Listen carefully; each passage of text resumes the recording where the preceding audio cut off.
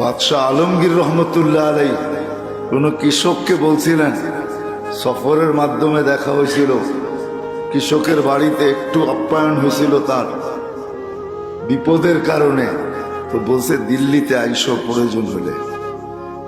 তো আইসা দেখে জিজ্ঞাসা করছে বাদশাহ আলমগীর কোথায়? কয় জামে মসজিদের ভিতরে।